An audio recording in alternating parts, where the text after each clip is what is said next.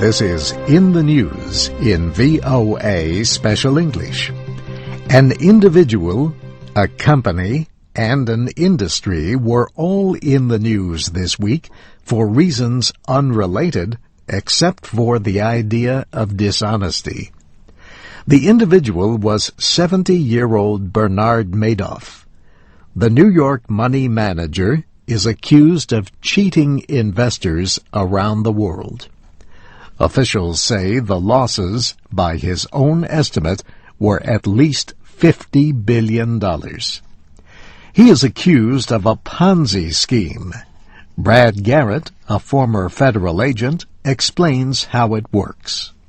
Taking in the money from new investors and paying it out to the old investors as income, and as long as you've got new money coming in, that works well. And it is illegal. Charles Ponzi was an Italian immigrant in the United States. He went to prison in the 1920s after he cheated thousands of investors.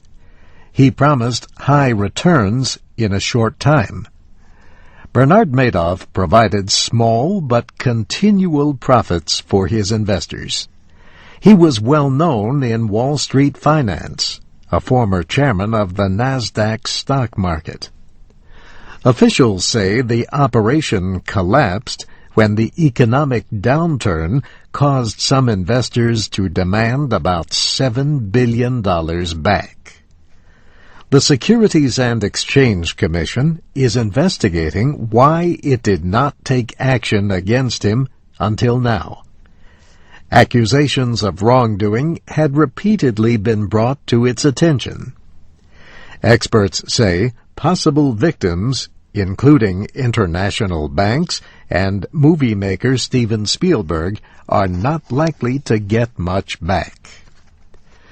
This week, the German engineering company Siemens pleaded guilty in Washington to violating the Foreign Corrupt Practices Act.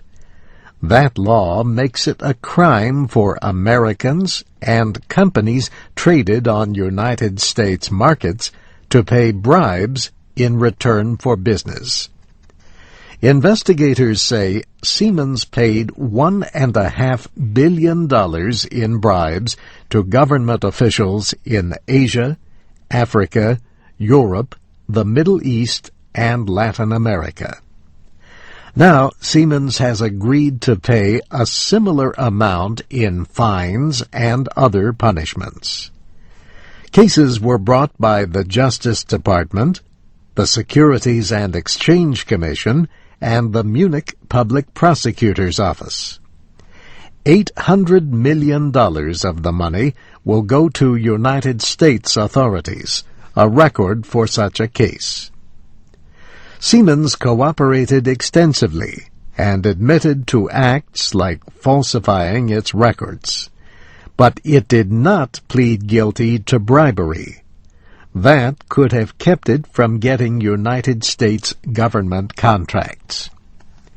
And finally, this week also brought a ruling that anti-tobacco activists in the United States called historic. The Supreme Court cleared the way for lawsuits against tobacco companies accused of dishonest advertising for so-called light cigarettes. The case grew out of a lawsuit brought by 3 people in the state of Maine. They accused cigarette makers of hiding information that light or low-tar cigarettes are just as dangerous as other cigarettes.